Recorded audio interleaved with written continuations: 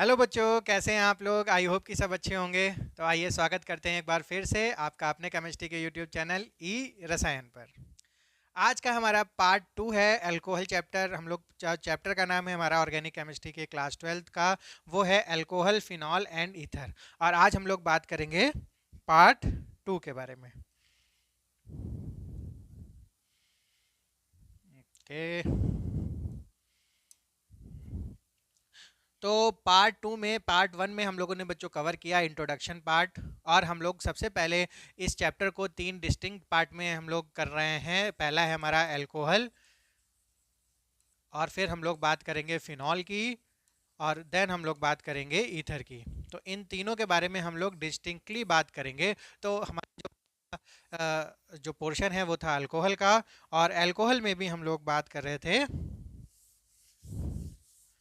Alcohol में भी हम लोग बात कर रहे थे यहाँ पर आज फिजिकल और केमिकल प्रॉपर्टी की। यानी पार्ट 1 में हम लोगों ने कवर किया प्रिपरेशन एंड इंट्रोडक्शन। तो सबसे पहले आज हम लोग बात करेंगे physical property of, physical properties of alcohol.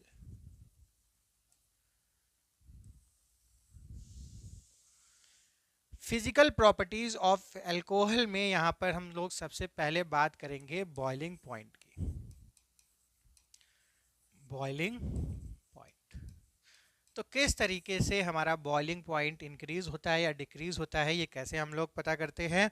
तो अगर हम लोग एक एग्जांपल के थ्रू हम लोग यहाँ बात करें CH3CH2OH, ये बच्चों का है हमारा इथेनॉल। और अगर हम लोग एक चैन और लेते हैं, एक थोड़ी सी लंबी चैन ले लेते हैं, तो ये हमारा है प्रोपेनॉल। इन दोनों में अगर हम लोग बात करते हैं कि किसका बॉइलिंग पॉइंट ज़्यादा होगा या किसका कम होगा, तो हम लोग किस बेसिस पर ये डिसाइड करते हैं। तो यहाँ पर बच्चों हमारे पास जो OH है,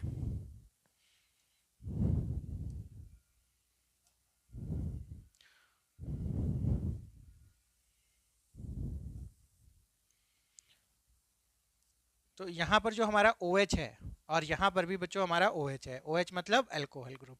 तो यहाँ पर सिमिलर ग्रुप्स हैं, तो यहाँ पर हम लोग डिफरेंस नहीं निकाल सकते।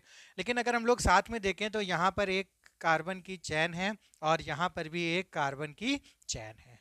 तो इसमें बच्चों 2 कार्बन्स हैं और इसमें 3 कार्बन्स हैं। तो यहाँ पर डिफरेंस क्रिएट हो जाता है। तो इस बेसिस पर हम लोग यहाँ पर पता लगा सकते हैं कि किसका बॉइलिंग पॉइंट ज़्यादा है या किसका कम है। तो जब कम कार्बन की चैन होती है तो इसका मतलब है वहाँ पर एक मॉलिक्यूल और दूसरे मॉलिक्यूल के बीच में, जो इस कार्बन कार्बन के भी बीच में जो अट्रैक्शन होगा, वो इस कार्बन कार्बन के अट्रैक्शन से कम होगा। तो अगर हम लोग एक दूसरी चैन ले लें यहाँ पर CH3CH2OH, बहुत सारे मॉलिक्यूल होंगे, तो इसके बीच में जो इंटरेक्शन होगा उसको बोलते हैं non polar. Non polar interaction को बोलते हैं वॉन्डर वॉल फोर्सेस, जो बहुत ही वीक फोर्सेस होते हैं, वॉन्डर वॉल फोर्सेस। तो ये किस किस के बीच में होते हैं, ये नॉन पोलर और नॉन पोलर चैन के बीच में होते हैं। तो यहाँ पर भी बच्चों ऐसे ही चैन के बीच में होंगे। तो किसका जो अट्रैक्शन है वो ज़्यादा होगा, जहाँ नंबर ऑफ कार्बन ज़्यादा है वहाँ पर अट्रैक्शन भी ज़्यादा होगा। तो बच्चों इसको तोड़ने के लिए, इसको ब्रेक करने के लिए हमको टेम्परेचर भी ज़्यादा देना पड़ेगा। दैट मीन्स बॉइलिंग पॉइंट किसका ज़्यादा होगा, इसका ज़्यादा होगा। यानी जो ये हमारा था CH3CH2OH, और यहाँ था CH3CH2OH। तो इस केस में हमारा जो बॉइलिंग पॉइंट होगा वो जो लंबी हमारी नॉन पोलर चैन होगी उसके केस में होगा।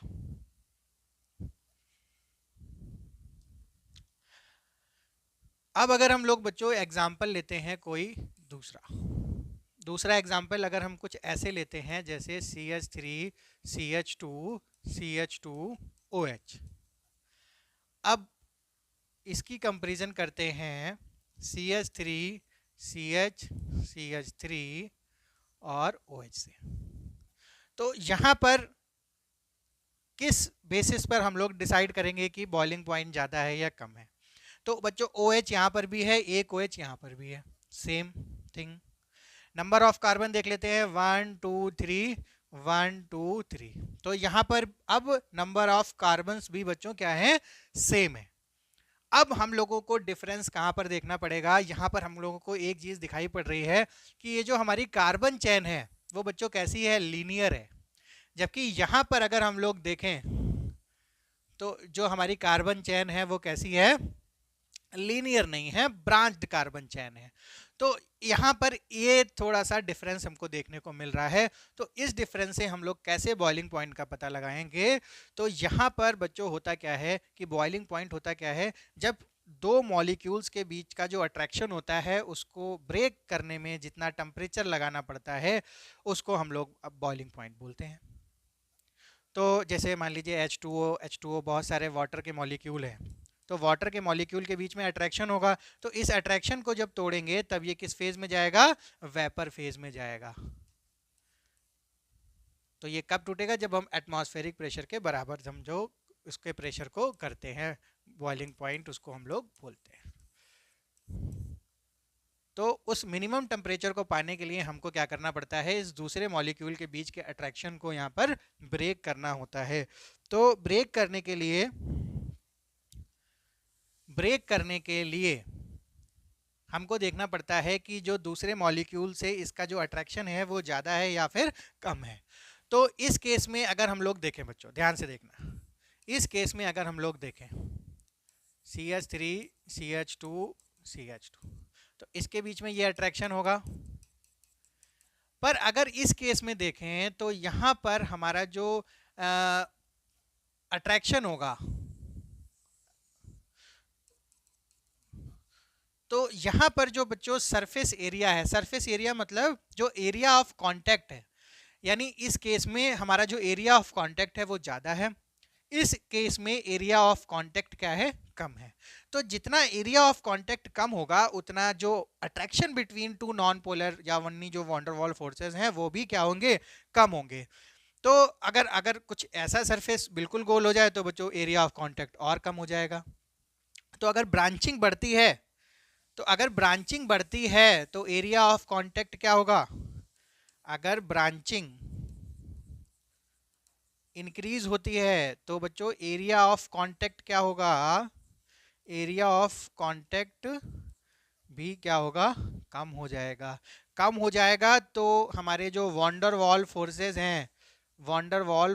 हैं वो भी क्या हो जाएंगे, डिक्रीज हो जाएंगे, और वो डिक्रीज हो जाएंगे तो बॉइलिंग पॉइंट भी क्या हो जाएगा, डिक्रीज हो जाएगा। तो अगर हम लोग डायरेक्ट ब्रांचिंग से इस बॉइलिंग पॉइंट को कंपेयर करते हैं तो ब्रांचिंग बढ़ने से बॉइलिंग पॉइंट डिक्रीज होता है, ब्रांचिंग बढ़ने से बॉइलिंग पॉइंट डिक्रीज होता है। तो इन दोनों केस में अगर हम देखें तो ये ब्रांचिंग ज़्यादा है यहाँ पर, तो इसका बॉइलिंग पॉइंट कम होगा और इसका ज़्यादा होगा बच्चों। इस तरीके से हम लोग पता लगाते हैं कि बॉइलिंग पॉइंट किसका ज़्यादा होगा किसका कम होगा। तो ये भी केस हो गया। चलिए एक केस और हम लोग देखते हैं। अब हम लोग थोड़ा सा और डिफरेंट केस देख लेते हैं, यहाँ पर डिफरेंट केस देख लेते हैं हम लोग। CH3 CH2 CH3 CH3O CH3 और CH3 CH2 CHO। तो अब इन तीनों केस में हम लोग देखेंगे किसका बॉइलिंग पॉइंट ज़्यादा है। तो ये बच्चों हाइड्रोकार्बन है, ये हमारा ईथर है और ये हमारा एल्डिहाइड है। तो यहाँ पर तीनों केसेस में हमारे पास डिफरेंट क्या है, डिफरेंट।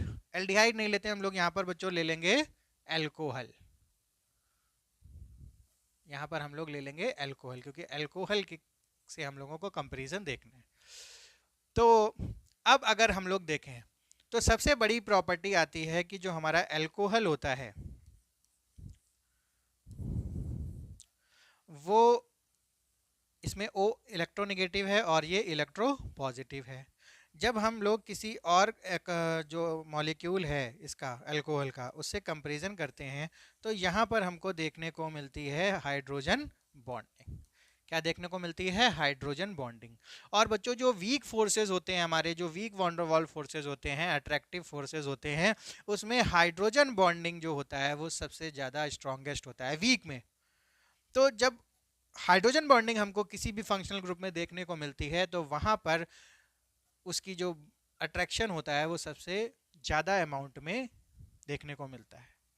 तो अगर हम लोग अल्कोहल की यहाँ पर कंपैरिजन कर रहे हैं किसी और फंक्शनल ग्रुप से, तो due to the hydrogen bonding ये जो हो जाएगा, अगर हम लोग इसको A मानते हैं, इसको B मानते हैं और इसको C मानते हैं, और इसके जो मॉलिक्यूलर मास है वो लगभग कंपेरेबल है, तो ये जो होगा बच्चों C का जो बॉइलिंग पॉइंट होगा वो सबसे ज़्यादा होगा, क्योंकि उसमें हाइड्रोजन बॉन्डिंग है और वो दूसरे मॉलिक्यूल के साथ बेहतर बॉन्डिंग बनाएगा। तो उसको ब्रेक करने के लिए हमको सबसे ज़्यादा टेम्परेचर यहाँ पर नीड होगी। अब इन दोनों केस में देखते हैं, तो हाइड्रोजन बॉन्डिंग के केस में सबसे ज़्यादा हो गया। अब इन दोनों के केस में देखें तो बच्चों ये कैसा है? ये भी पोलर है, ईथर भी हमारा पोलर होता है, लेकिन यहाँ पर हाइड्रोजन बॉन्डिंग यहाँ पर नहीं होती, क्योंकि डायरेक्टली O से हमारा कोई भी H यहाँ पर अटैच नहीं है। और ये तो बच्चों हाइड्रोकार्बन है तो सबसे कम पोलर होगा, तो इस केस में हमारा जो ईथर होगा वो उसके बाद होगा, अल्कोहल के बाद, और देन हाइड्रोकार्बन। तो ये बॉइलिंग पॉइंट के यहाँ पर ऑर्डर देखने को मिलेगा, सबसे ज़्यादा हमारा ये होगा, देन ये होगा। तो ऐसे फंक्शनल ग्रुप को देखकर हम लोग उसकी पोलैरिटी को देख के भी हम लोग बॉइलिंग पॉइंट डिसाइड कर सकते हैं।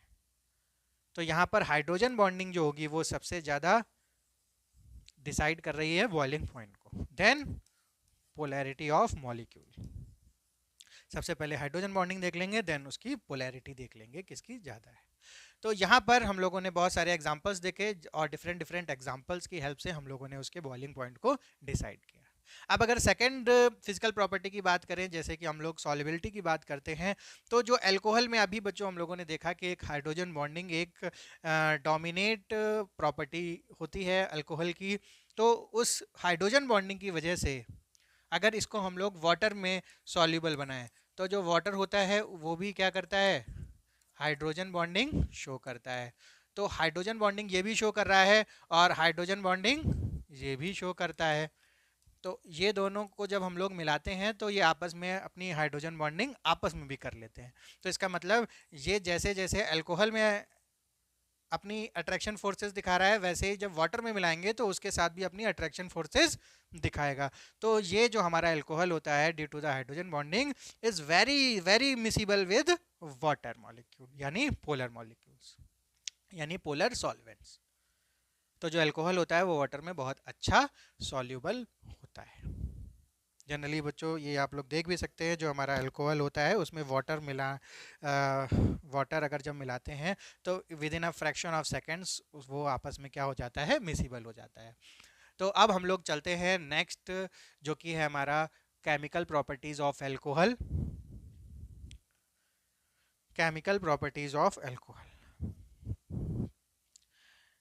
केमिकल प्रॉपर्टीज ऑफ अल्कोहल, हमारी हेडिंग क्या पड़ेगी? Chemical properties of alcohol. बहुत अच्छा। तो हमारा अल्कोहल क्या होता है? ROH। हमने देखा इसमें हाइड्रोजन बॉन्डिंग होती है, बहुत बढ़िया होती है, बढ़िया पानी में मिक्स हो जाता है। अब हम लोग जब इसकी केमिकल प्रॉपर्टी देखते हैं तो इसकी प्रॉपर्टी देखने से पहले हमको देखना होता है कि ये कहाँ से ये क्या करता है? एक्टिवेट होता है। एक्टिवेट का मतलब बच्चों ये होता है कि जब ये किसी से रिएक्ट करेगा तो ये पहले अपना बॉन्ड ब्रेक करेगा। तो ये जो होता है बच्चों, यहाँ से भी बॉन्ड ब्रेक करता है और यहाँ से भी बॉन्ड ब्रेक करता है, यानी दो तरीके की ये रिएक्शन दिखाता है। अगर यहाँ से बॉन्ड ब्रेक करेगा तो बच्चों ये क्या बनेगा? ये H+ डोनेट कर रहा है, और H+ जो डोनेट करता है वो कैसा होता है बच्चों? एसिड इन नेचर होता है। तो यानी ये एसिडिक प्रॉपर्टी भी शो करता है। कैसी करता है? एसिडिक प्रॉपर्टी भी शो करता है। और बच्चों अगर यहां से ये ब्रेक हुआ तो यहां से ब्रेक होने पर ये क्या दिखाएगा? ये इस तरीके की चीज़ दिखाएगा। तो जब ये OH यानी हाइड्रोक्सिल आयन ये डोनेट करेगा तो यानी ये क्या है, ये एज अ बेस भी अपनी प्रॉपर्टी शो करता है। तो सबसे पहले बच्चों हम लोग कुछ रिएक्शन देखेंगे जहां पर ये इस बॉन्ड को ब्रेक करता है, और फिर उसके बाद हम लोग देखेंगे जो यहाँ से भी बॉन्ड ब्रेक करता है। तो जनरली सीधे सीधे तो नहीं ब्रेक करता है, पहले यहाँ से ये डोनेट करता है, और इलेक्ट्रॉन डोनेट करना भी बच्चों बेसिक प्रॉपर्टी होती है, उसके बाद यहाँ से ये ब्रेक हो जाता है। तो इन दोनों प्रॉपर्टीज़ को हम लोग डिफरेंट डिफरेंट देखेंगे कि ये एज अ इलेक्ट्रोफाइल काम कर रहा है या एज अ न्यूक्लियोफाइल यहाँ पर काम कर रहा है। तो उसको देखने के लिए हमें सबसे पहले बात करनी पड़ेगी एसिडिक प्रॉपर्टी ऑफ एल्कोहल। तो let's see acidic property of alcohols. Acidic properties of alcohol. तो सबसे पहली प्रॉपर्टी की हम लोग यहाँ पर बात करने वाले हैं।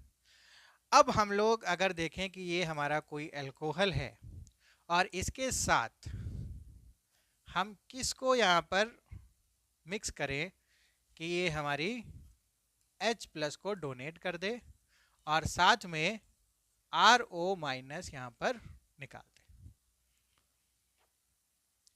तो बच्चों ये एसिडिक प्रॉपर्टी तभी शो करेगा जब इससे तगड़ा कोई हम लोग बेस यहाँ पर ले लेते हैं। अब अगर जनरली H2O ले लेते हैं तो बच्चों ये रिएक्शन यहाँ पर फिजिबल नहीं है। क्यों नहीं फिजिबल है? अगर हम लोग यहाँ देखते हैं C2H5OH, तो इसकी जो pKa वैल्यू होती है, एसिडिक वैल्यू कितनी होती है, 15.7 लगभग होती है। लेकिन अगर हम H2O की देखें तो इसकी बच्चों होती है 14। अब अगर हम लोग ऐसे ही अगर हम लोग फिनॉल की देखते हैं, तो इसकी लगभग होती है 10। और ऐसे ही अगर हम लोग CH3COOH की देखते हैं, एसिटिक एसिड की देखते हैं, तो 4.7 के करीब आती है। तो ये जो pKa वैल्यूज़ हैं, इससे हम लोग साफ पता लगा सकते हैं कि कौन ज़्यादा एसिडिक है और कौन कम एसिडिक है। तो ये तो बच्चों एसिडिक होते ही हैं, एसिडिक नेचर के ही होते हैं। तो यहाँ पर अगर हम इन दोनों की बात करें तो ये अल्कोहल बच्चों कितना है, 15.7, और ये 14 है। तो जिसकी कम वैल्यू होगी वो ज़्यादा एसिडिक होगा। तो इन दोनों में अगर हम लोग कंपेयर करें तो बच्चों ये ज़्यादा एसिडिक है। तो यहाँ पर ये एसिड की तरह काम नहीं कर पाएगा ये वाटर के साथ। हमको क्या करना पड़ेगा, हमको इससे जो ज़्यादा एसिडिक वाला यहाँ पर नहीं लेना है, इससे ज़्यादा बेसिक नेचर वाला यहाँ पर हमें कंपाउंड लेना पड़ेगा। ठीक है, तो कोई भी हम लोग बेस ले सकते हैं which is better base than alcohol. ठीक है, ये बच्चों ध्यान रखना पड़ेगा। Only then this will work as a base, जब ये ROH से बेटर बेस की तरीके से काम करेगा। तो तब ये बच्चों एसिड की तरीके से काम करेगा। यानी हम लोग कह सकते हैं कि कोई भी चीज रिलेटिव एसिड और बेस काम करता है, यानी H2O एसिडिक भी शो होता है और बेसिक भी शो होता है। बस ये डिपेंड करता है कि वो किसके साथ रिएक्शन दे रहा है। वैसे यहाँ पर ROH के साथ भी हो रहा है। तो ये एसिड की तरीके से काम कर रहा है, H+ डोनेट कर रहा है, और यहाँ पर RO- को बोलते हैं एल्कोक्साइड आयन। एल्कोक्साइड आयन, ध्यान रखना है बच्चों, एल्कोक्साइड आयन इसको बोलते हैं,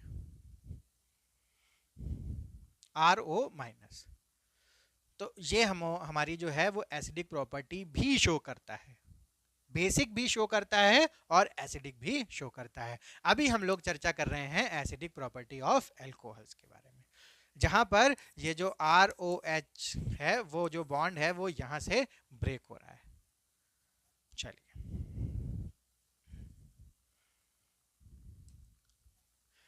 अब अगर हम लोग यहां पर बात करें एसिडिक स्ट्रेंथ की, यहां पर बच्चों हम लोग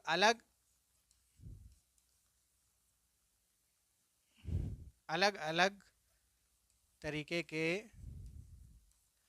कुछ एल्कोहल्स ले लेते हैं।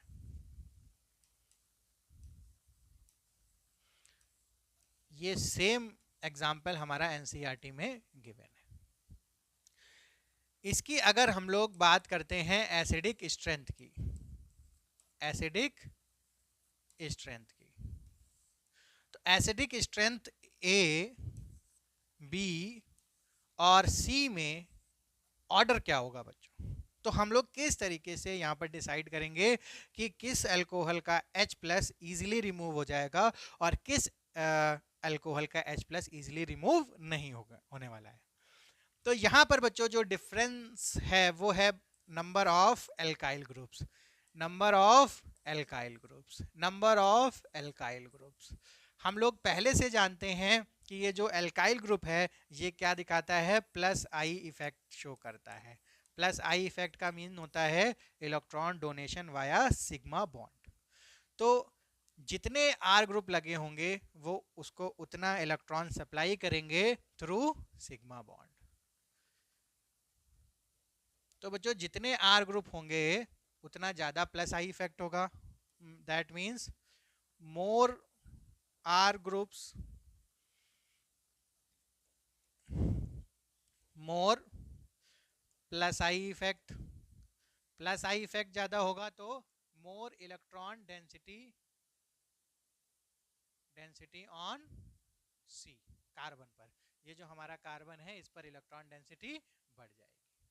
तो इस O की जो प्रॉपर्टी होती है, ये जो O है ऑक्सीजन, इस O की प्रॉपर्टी होती है इलेक्ट्रोनेगेटिव, यानी ये शेयर्ड पेयर ऑफ इलेक्ट्रॉन को अपनी तरफ खींचने की कोशिश करता है। तो वो बच्चों क्या होगा, वो इस H से भी खींचेगा और इधर से भी खींचेगा। तो इधर से जब इलेक्ट्रॉन डेंसिटी सप्लाई हो रही है तो इससे जो ये H के इलेक्ट्रॉन खींचने की जो कोशिश करेगा, तो जब ज़्यादा सप्लाई होगी उतनी ही सप्लाई क्या होगी, उतनी ही वो खींचने की कोशिश कम करेगा। तो इन तीनों केसेस में यहाँ पर जो पोलैरिटी ऑफ बॉन्ड्स होगा, यानी जो पोलैरिटी होगी, polarity between O and H, वो किसमें सबसे ज़्यादा होगी और किसमें सबसे कम होगी। तो जिसमें इलेक्ट्रॉन डेंसिटी इसे सबसे ज़्यादा मिल रही है इधर से, तो वो सबसे कम पोलर हो जाएगा, यानी उधर से वो कम खींचने की कोशिश करेगा। तो दैट मीन्स H प्लस निकलने की जो टेंडेंसी है वो थोड़ी सी डिक्रीज डाउन होगी, और यहाँ पर उससे कम और यहाँ पर सबसे ज़्यादा होगी। तो इन तीनों केसेस में देखें तो H प्लस सबसे पहले यहाँ से निकलने की कोशिश करेगा, क्योंकि इधर से सप्लाई जो है वो थोड़ी सी कम है, इधर थोड़ी ज़्यादा है, इधर सबसे ज़्यादा है। तो हम लोग देखें तो A की जो एसिडिटी होगी वो सबसे ज़्यादा होगी, देन B की और देन C की। तो इस तरीके से एसिडिक जो ऑर्डर होगा, एसिडिक ऑर्डर होगा, वो हमारा प्राइमरी अल्कोहल में सबसे ज़्यादा, देन हमारा सेकेंडरी अल्कोहल और देन टर्शरी अल्कोहल। क्यों होगा वो हम लोगों ने यहाँ पर देख लिया बच्चों।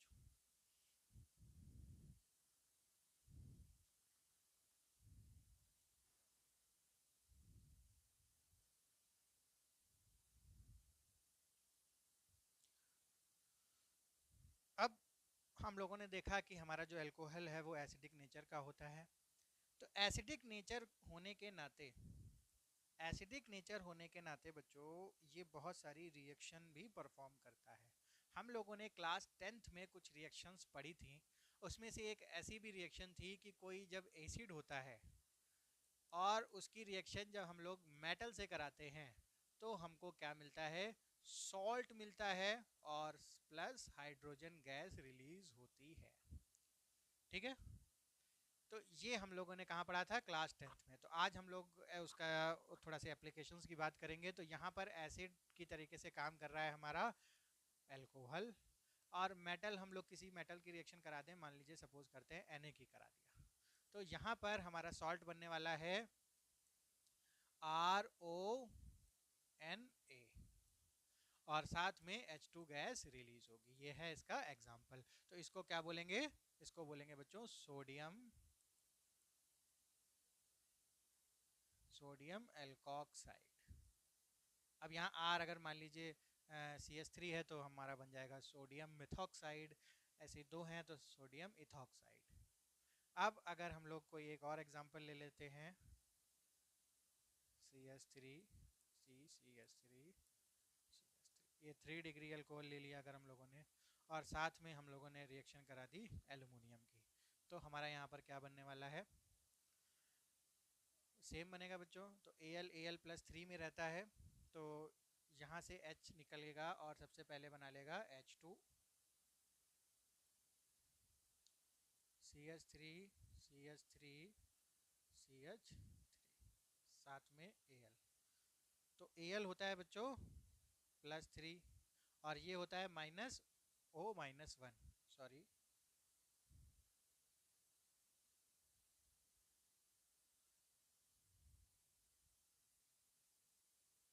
तो हमारा ये क्रॉस हो जाएगा। तो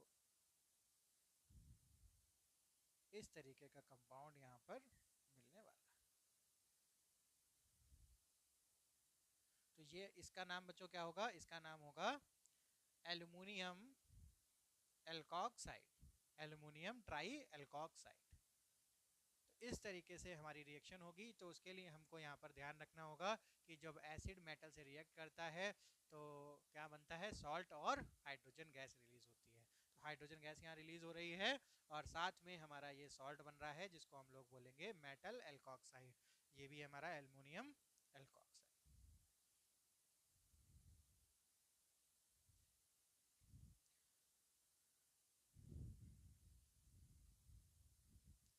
एक बच्चों हम लोगों ने क्लास 10th में और रिएक्शन पढ़ी थी कि जब एसिड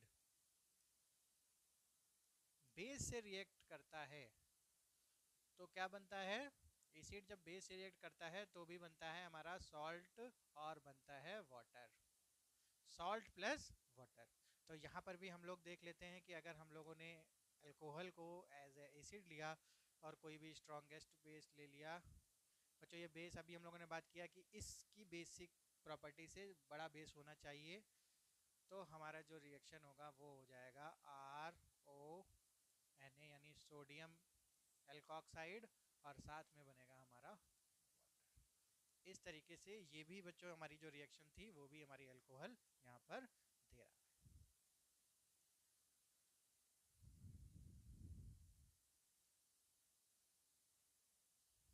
तो इस तरीके से हम लोगों ने एसिडिक प्रॉपर्टी देखी, उसका ऑर्डर भी देखा, और डिफरेंट डिफरेंट टाइप की जो रिएक्शन एसिड देते हैं वो भी हमारी अल्कोहल यहाँ पर देता है। तो जिससे ये प्रूव होता है कि हमारा जो अल्कोहल है वो एसिडिक नेचर शो करता है और H+ को डोनेट करता है और वहाँ से ब्रेक करके बहुत सारी केमिकल प्रॉपर्टीज शो करता है।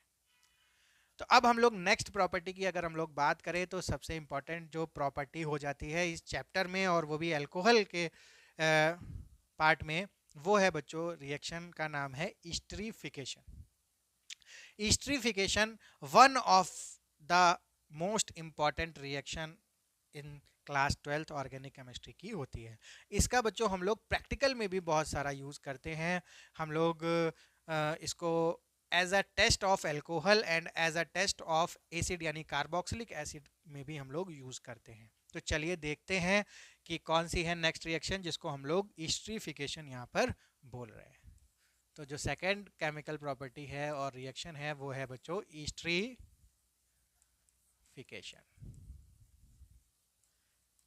ईस्टरीफिकेशन, तो जैसा कि बच्चों इसके नाम में हम लोगों को साफ साफ दिखाई पड़ रहा है कि ईस्टरीफिकेशन है, यानी यहाँ पर क्या हो रहा होगा, यहाँ पर ईस्टर हमारा बन रहा होगा।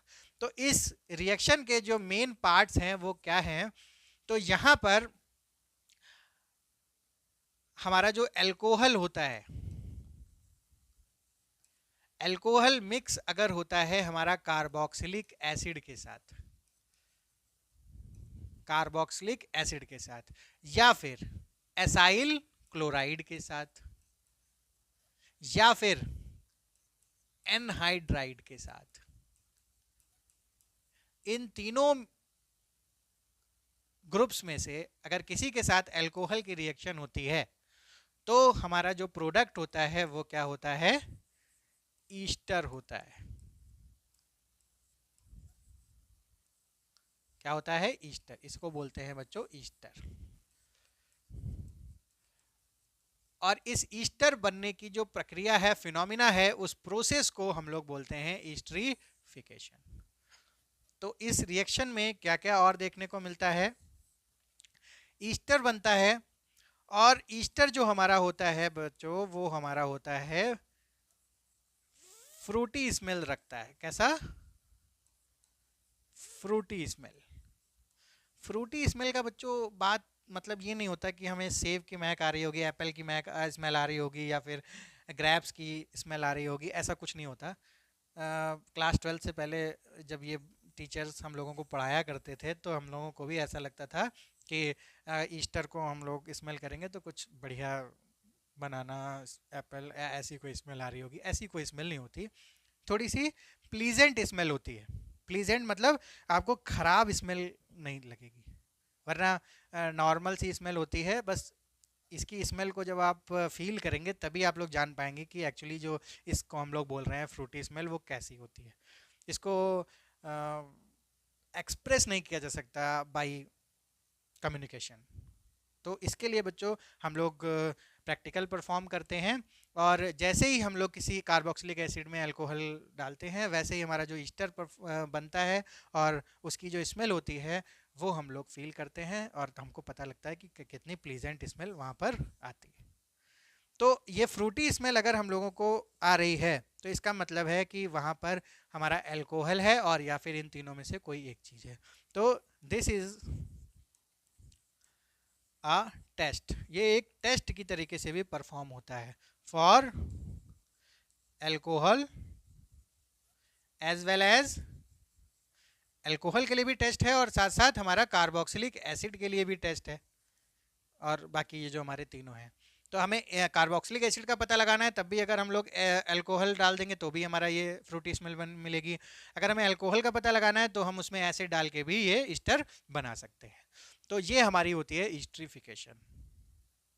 कैसे काम करती है, क्या इसकी मैकेनिज्म होती है, चलिए बच्चों देखते हैं। तो यहाँ पर हमारा कोई, जैसे हम लोग यहाँ पर कोई एसिड लेते हैं, एसिड के साथ हम लोग रिएक्शन करते हैं, और ये है हमारा, सपोज करते हैं C2H5OH। यहाँ पर हम लोग R की जगह हम लोग ले लेते हैं CH3। अब हमारा जो ईस्टर बना,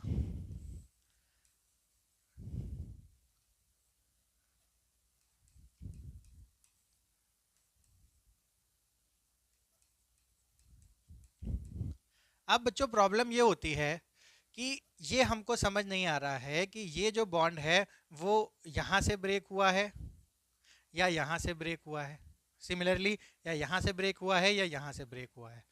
तो इसको पता लगाने के लिए हम लोग यूज करते हैं या आइसोटोप लेबलिंग का।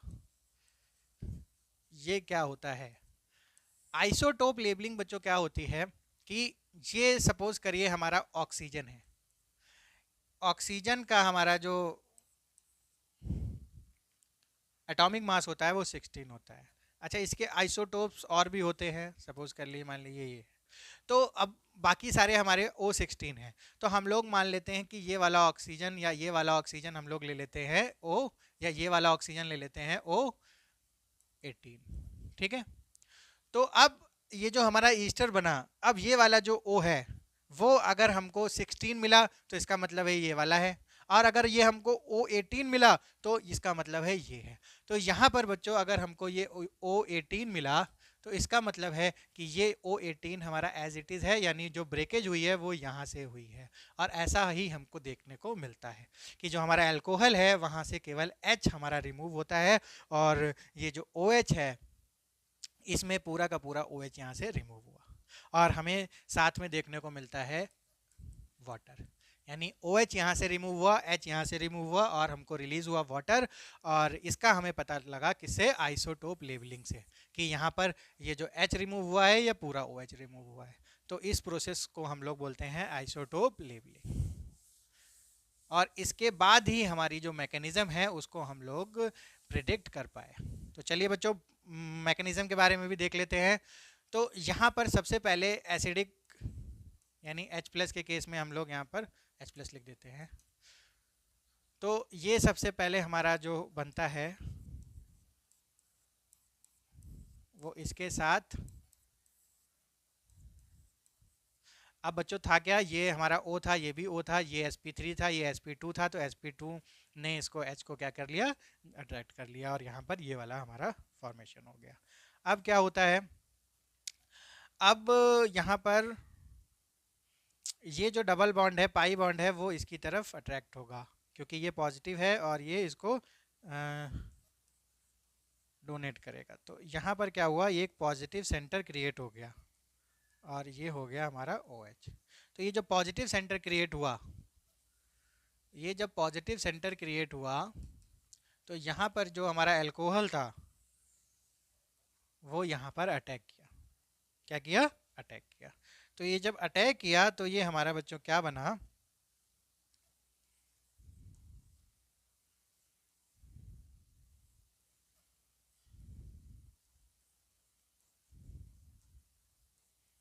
ये जो पॉजिटिव था उसने इसको ट्रांसफ़र कर दिया, ये OH है और ये हमारा OH।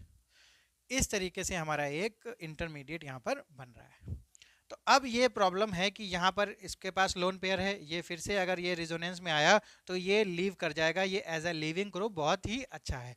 लेकिन अगर ये लीव कर जाएगा तो बच्चों ये वाली जो हमारी, ये वाली जो फॉर्मेशन है ये फिर से हमको मिल जाएगी, यानी ये हमको वापस जहाँ से हम लोगों ने शुरू किया था ये हमको वापस मिल जाएगा।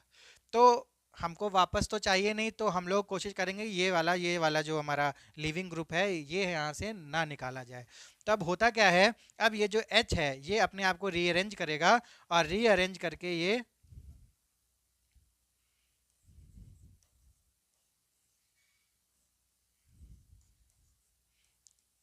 ये यहाँ पर H+ लग जाएगा। तो अब ये बन जाता है OC2H5। तो यहाँ पर भी वही सेम केस हो सकता है। तो अब बच्चों प्रॉब्लम ये है कि एक तो हमारा ये लीविंग ग्रुप है, अगर ये रिजोनेंस में आए तो ये लीव कर जाएगा, और अगर ये नहीं करता तो ये करे तो फिर ये वाला लीविंग ग्रुप है। यानी यहाँ पर दो लीविंग ग्रुप हैं, एक तो हमारा H2O भी लीविंग ग्रुप है और दूसरा है हमारा C2H5OH। इन दोनों लिविंग ग्रुप की प्रॉब्लम बच्चों ये है कि ये जो लिविंग ग्रुप की जो एबिलिटी है वो कंपेरेबल एबिलिटी है, यानी ये दोनों लगभग लगभग एक ही पावर रखते हैं लीव करने के लिए, यानी इनकी जो एबिलिटी है to leave from any intermediate वो बच्चों लगभग लगभग क्या है, सेम है। तो अगर हम लोग इसको लीव कराते हैं तो हम वापस वहीं पहुंच जाते हैं। तो हमारे पास ऑप्शन है कि हमको इसको लीव कराएंगे तब हम इस प्रोडक्ट की तरफ बढ़ सकते हैं। तो चलिए कोई बात नहीं, तो इधर को हम लोग क्या करते हैं, इसको लीव कराएंगे, ये हमारा यहाँ पर पाई बॉन्ड बनेगा यानी डबल बॉन्ड बनेगा और ये हमारा लीव कर जाएगा। तो देखते हैं क्या बनता है, CH3OC2H5 और ये हमारा क्या हो गया, लीव कर गया। अब ये H+ यहाँ से निकल जाएगा और ये हमारा बन जाएगा, ये H+ यहाँ से निकल जाएगा और ये हमारा बन जाएगा ये ईस्टर। तो ये जो तीनों हमारी ये जो रिएक्शन है ये बच्चों कैसी है, ये हमारी दोनों डायरेक्शंस में यहाँ पर मूव कर सकती हैं, क्योंकि हमारा जो लीविंग ग्रुप है वो ये भी लीव कर सकता है और ये भी लीव कर सकता है। अगर ये वाला लीव करेगा तो हमारा ईस्टर बनेगा, अगर ये वाला लीव करेगा तो रिएक्शन बैक टू द हमारा जो भी एसिड लिया है हमने वहाँ पर आ जाएगी। तो इस तरीके से अगर यहाँ पर लीव करता है तो हमारा ये -H2O यानी वाटर यहाँ पर रिलीज होगा, जो कि हमें एज अ बाई प्रोडक्ट यहाँ पर देखने को मिल रहा है। तो ये हमारी थी मैकेनिज्म। तो मैकेनिज्म से बच्चों क्या होता है कि हमारा जो कॉन्सेप्ट होता है वो और क्लियर हो जाता है। तो अगर आप बोर्ड की तैयारी कर रहे हैं तो आप बिल्कुल एज अ जो प्रोडक्ट्स हैं हमारे जो बाई प्रोडक्ट हैं वो आप लोग याद रख सकते हैं। और अगर आप लोग किसी कंपटीशन नीट और जेई देने जा रहे हैं तो बच्चों ये आपको देखना इसलिए ज़रूरी हो जाता है कि कुछ क्वेश्चंस ऐसे होते हैं कि आपको विद इन द मैकेनिज्म आपसे पूछे जा सकते हैं कि कैसे कोई चीज़ काम करती है।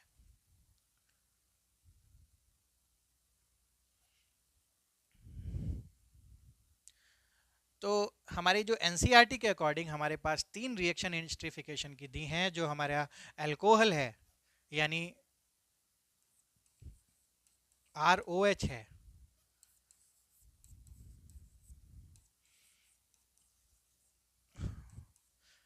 वो अगर हम लोग एसिड से रिएक्ट करते हैं या फिर हम लोग एसाइल क्लोराइड से रिएक्ट करते हैं और या फिर हम लोग एनहाइड्राइड से रिएक्ट करते हैं, तो तीनों केसेस में हमारा क्या बनता है, ईस्टर बनता है।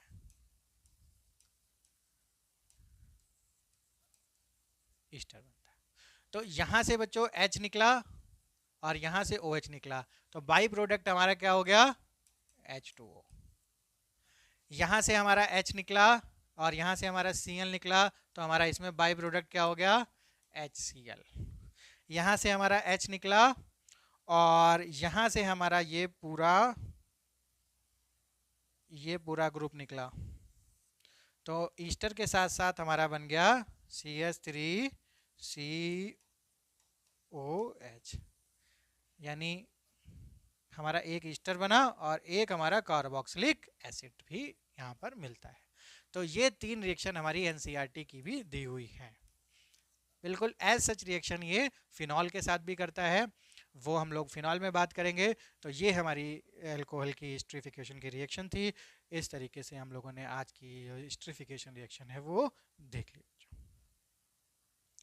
तो आज का जो पार्ट है वो यहीं पर हम लोग फिनिश करते हैं। अब हम लोग नेक्स्ट पार्ट में बात करेंगे कि किस तरीके से जो ROH है वो बेसिक प्रॉपर्टी शो करता है और कैसे जो हमारा ROH की जो ब्रेकिंग है वो यहाँ से भी पॉसिबल है और कैसे वो एज अ न्यूक्लियोफाइल भी वर्क कर सकता है। तो बच्चों टिल देन बाय बाय, और अगर आपने चैनल को अभी तक सब्सक्राइब नहीं किया तो चैनल को सब्सक्राइब कर लीजिए। इसी तरीके से आपको इन्फॉर्मेटिव केमिस्ट्री के रिगार्डिंग आपको वीडियोस मिलते रहेंगे, चाहे आप लोग तैयारी कर रहे हो अपने बोर्ड एग्ज़ाम की, चाहे आप लोग तैयारी कर रहे हो अपने कॉम्पिटिटिव एग्ज़ाम्स की। तो हमारे साथ बने रहिए। Till then bye bye. अब मिलते हैं अपने नेक्स्ट पार्ट में।